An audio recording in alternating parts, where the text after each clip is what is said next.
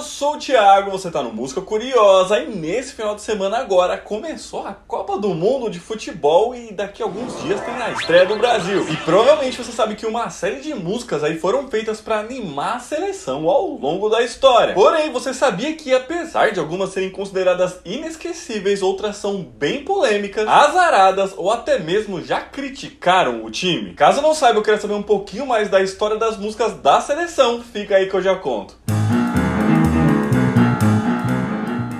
Bom, a primeira Copa do Mundo de Futebol aconteceu no ano de 1930, lá no Uruguai. E apesar do Brasil ter participado, terminou com o próprio Uruguai sendo campeão. Mas a gente pode perdoar o time, porque nesse momento aí o futebol nem mesmo era profissionalizado por aqui. Assim, também não teve uma música feita para a seleção desse ano. E para falar a verdade, também não teve para a seleção de 34. Apesar de nessa época aí o esporte já ter sido profissionalizado. Porém, tudo foi compensado para a Copa de 38, que aconteceu na cidade de Paris, lá na França. Nessa época aí, a seleção brasileira já começava a aparecer mais pro mundo. Então, junto a isso, começou a ter uma grande campanha nacional para a Copa do Mundo. Além disso, a música brasileira via sua primeira estrela de fama internacional surgir, que foi a Carmen Miranda. E claro que com tudo isso, esses caminhos se cruzaram e ela gravou não só uma, mas duas músicas para a seleção. Uma delas, chamada Paris, era menos direta, ali não falava exatamente sobre futebol e funcionava mais como uma provocação aos franceses, comparando Paris com Rio de Janeiro e falando como a cidade brasileira era muito melhor. Paris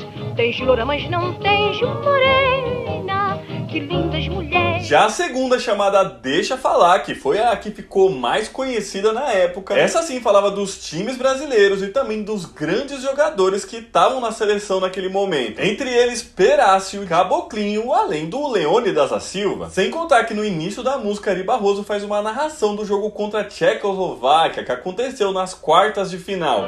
Este samba tem Flamengo, ora se tem São Paulo e São Cristóvão, tem pimenta e vatapá. Porém, mesmo com todo esse apoio aí, o Brasil não conseguiu ser campeão. E a próxima edição deveria acontecer no ano de 1942, seguindo aquela regra de um intervalo de 4 anos entre elas. Porém, nesse período aí, o mundo vivia a Segunda Guerra, o que impossibilitou a realização. O mesmo aconteceu no ano de 1946, com um confronto já tendo sido encerrado, mas com os países ainda em recuperação, voltando a acontecer apenas 12 anos depois da última edição, em 1950, e aqui no Brasil. E claro que se o campeonato aconteceria aqui no Brasil, tinha que ter uma música para embalar os jogadores brasileiros, certo? Quem sabe essa não seria a chance do Brasil ganhar a sua primeira taça? A gente era os donos da casa. Assim, o responsável pela música que poderia ajudar nisso foi o Lamartine Babo, que tinha sido já o autor do hino dos 4 grandes clubes cariocas. Então ele escreveu a Marcha do Scratch Brasileiro, cantada por Jorge Goulart, que trazia ali um otimismo na letra. E citava a grande novidade para o futebol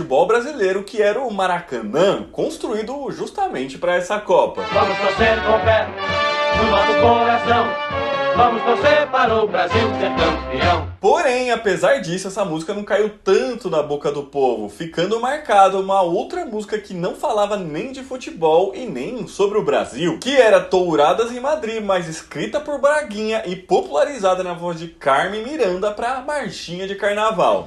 Eu conheci uma espanhola natural da Catalunha. Ela era cantada pela torcida brasileira como uma espécie de provocação aos espanhóis que o Brasil derrotou no quadrangular final desse torneio. Porém, na final, o Brasil perdeu para o Uruguai e a música do Lamartine Babo foi meio que considerada azarada e caiu em desgraça pelos torcedores. Honorablemente.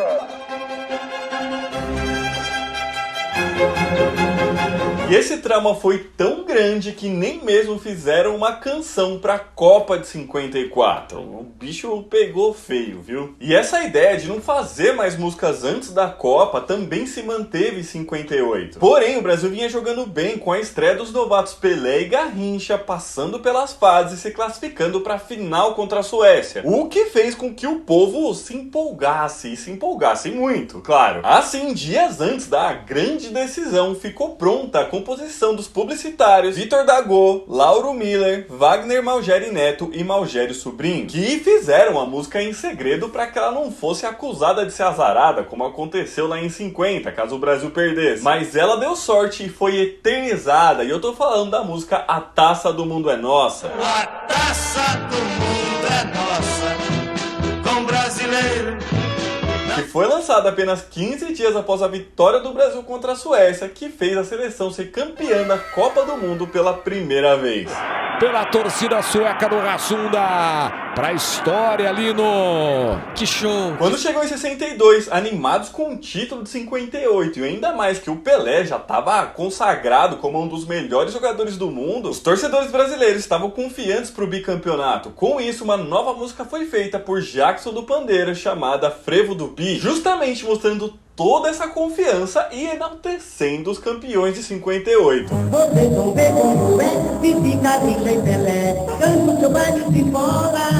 E foi com essa torcida então que a seleção foi até o Chile para disputar o campeonato, e mesmo com o Pelé tendo se machucado e ficando fora de jogos importantes, Garrincha então pegou a responsabilidade para ele, fazendo jus à música. Então a seleção conquistou o bicampeonato da Copa pro Brasil. Brasil, bicampeão mundial de futebol.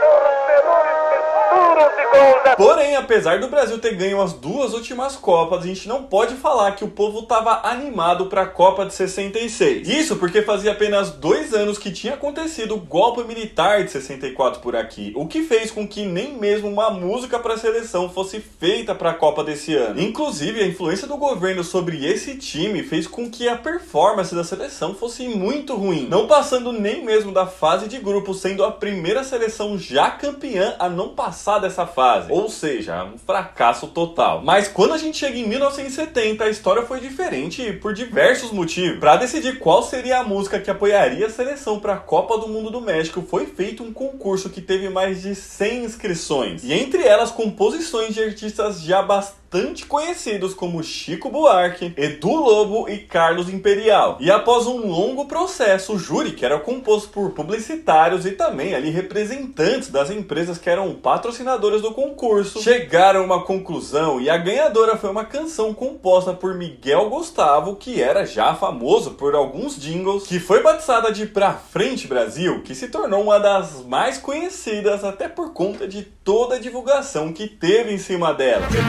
Em ação, pra frente Brasil, do meu coração. E toda essa divulgação aí teve um motivo, sendo muito utilizada pelo governo militar, que estava em seu auge naquele momento, e de alguma forma se apropriou dela, aproveitando o clima de euforia que estava a população por causa da Copa. Isso para propagar uma união nacional, utilizando ela como peça de propaganda política para um Brasil do milagre, que o regime militar tentava emplacar nesse momento. Mas uma outra coisa que também ajudou a popularizar essa música foi o fato do Brasil ter conquistado o 3º título mundial nesse ano, que foi o último com Pelé no time. Ele se aposentou poucos anos depois disso.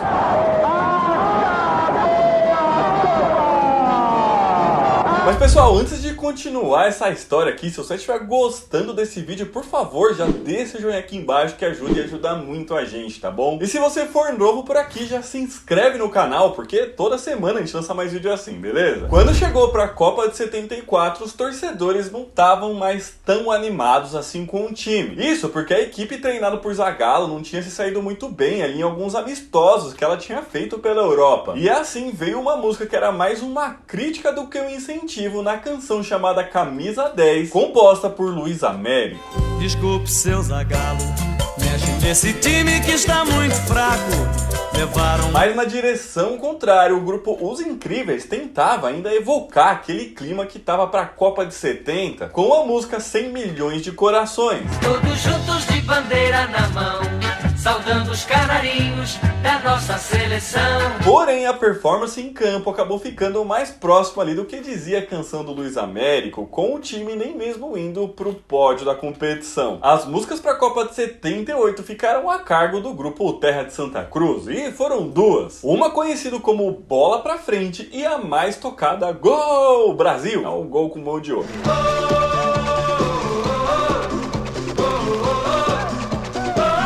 Brasil! Mas apesar dela ter sido tocada bastante da Copa, depois ela acabou caindo no esquecimento. O mesmo aconteceu com a composição Avante Brasil, de Alberto Luiz e Amélia Meirelles, apesar do otimismo trazido na letra que não foi visto em campo. O meu Brasil, seleção canarinho, esquadrão esse tal do olé. Quando chegou em 82, o que não faltava era a empolgação dos torcedores por conta do timaço que a seleção tinha. E todo esse ânimo foi mostrado por Nonô e Memeco quando compuseram a música Povo Feliz, também conhecido como Voa Canarinho Voa. E a empolgação era tanta que ela foi gravada pelo próprio Júnior, o lateral direito e craque da seleção. E bombou demais, né? Inclusive ela é uma das mais conhecidas até hoje. Voa, canarinho, voa. Mostra pra esse povo que és um rei. Outras músicas lançadas para essa seleção, como Dali Brasil, Meu Canarinho e Sangue Swing em Cintura, também fizeram algum sucesso, mas nenhuma delas tanto quanto o Povo Feliz.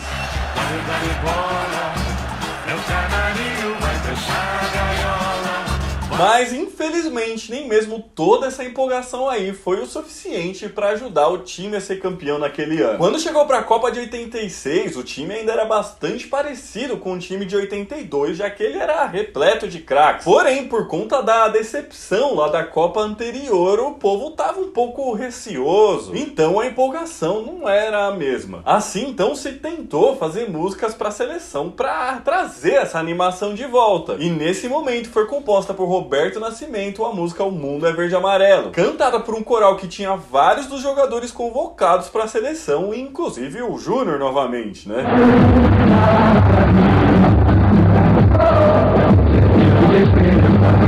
E ainda para tentar reativar essa animação, a Gal Costa, que estava em alta nesse momento, gravou 70 neles, lembrando ali o terceiro título mundial para desejar o quarto.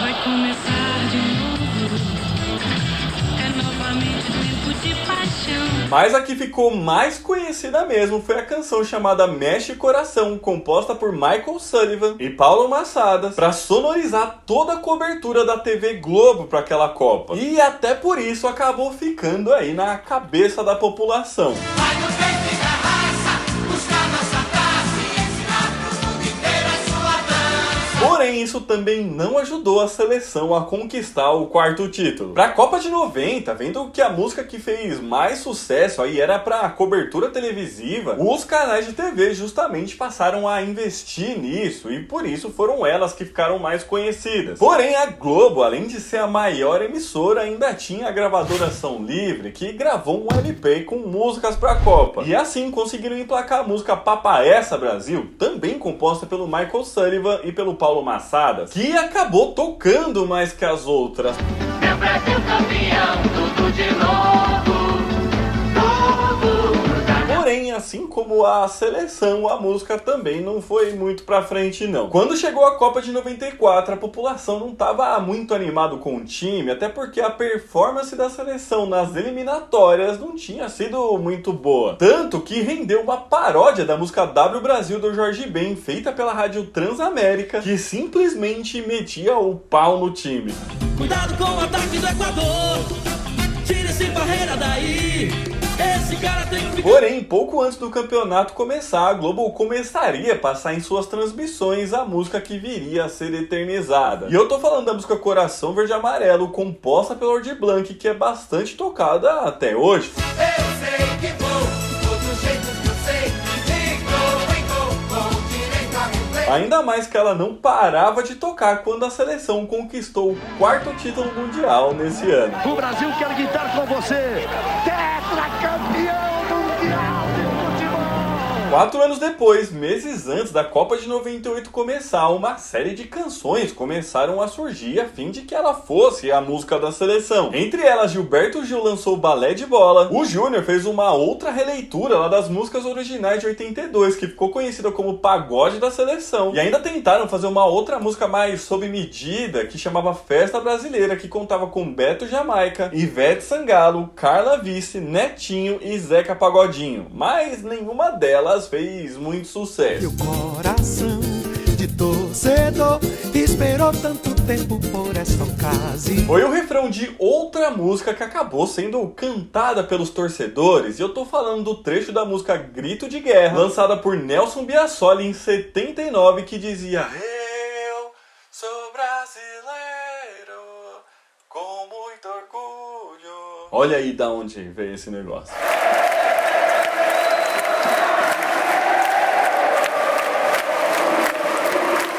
Mas a seleção acabou perdendo a final da Copa para a França, que era a dona da casa. Em 2002 aconteceu algo muito parecido que em 98, com as músicas que foram de fato feitas para a Copa não fazendo muito sucesso, incluindo a Em Busca do Penta, que era cantada pelo próprio Pelé. Em 1970 o Brasil foi tricampeão. E assim, as canções que marcaram de verdade viria de forma mais espontânea. Como muita gente sabe, os jogadores da seleção daquele ano eram bastante fãs de pagode. Então nada melhor do que uma música do Zeca Pagodinho pra embalar o time. E assim bombou Deixa a Vida Me Levar. E deixa a vida me levar. E deixa a vida me levar. Sem contar que o Filipão, que era o técnico da seleção, tocava a música Festa da Ivete Sangalo em suas preleções.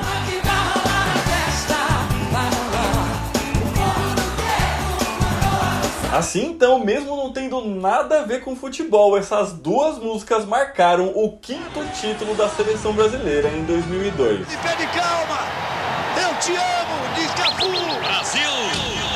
Aí está, aí sim. Quando chegou em 2006, havia uma empolgação dos torcedores, já que a equipe era muito parecida com a de 2002, que tinha sido campeã. Então uma série de músicas foram feitas para demonstrar isso, né? Entre elas, a própria Ivete Sangalo lançou a música Vamos Nexa. Entendeu? Nexa, Hexa. Essa era a ideia. Vamos Nexa, oh, agora vamos Nexa.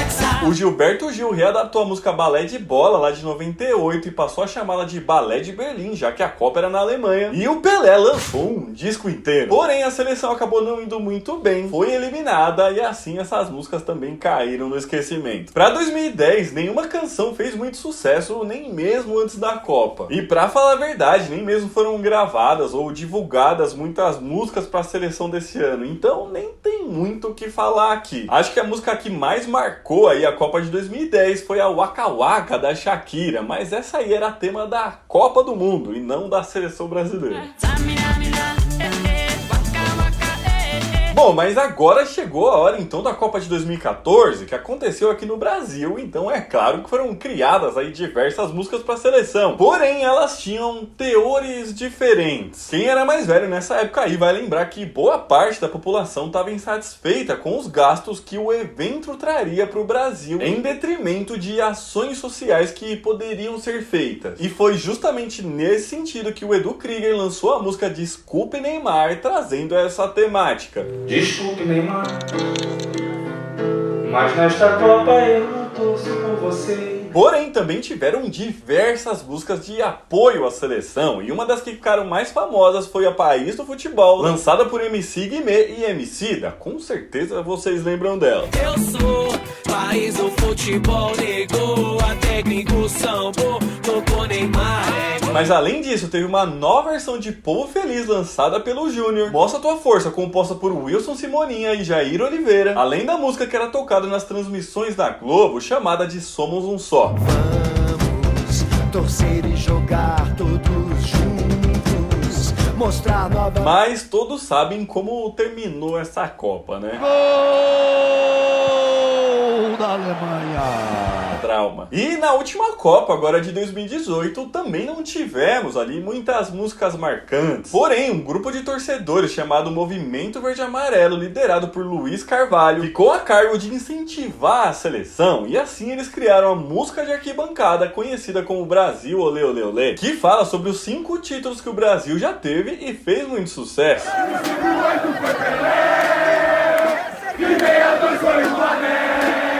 Mas infelizmente não foi o suficiente para trazer o 6º título, né? E agora estamos em 2022, onde até o momento nenhuma música aí conseguiu de fato se tornar a música da seleção. Provavelmente muitas dessas aí que a gente falou vão voltar, né? Mas quem sabe não surge uma aí pelo meio do caminho que vai ficar marcada pelo Hexa, né? A gente tá torcendo aqui. Mas então é isso, pessoal. Esse vídeo vai ficando por aqui. Espero que vocês tenham gostado. E se gostaram, já deixa o joinha aqui embaixo, tá bom? Comenta aqui pra gente quais dessas músicas você gosta mais, qual você não gosta, enfim, qual que tá na sua cabeça até hoje. Aqui do Zales está deixando outros vídeos pra você assistirem. Um beijo, até a próxima e tchau!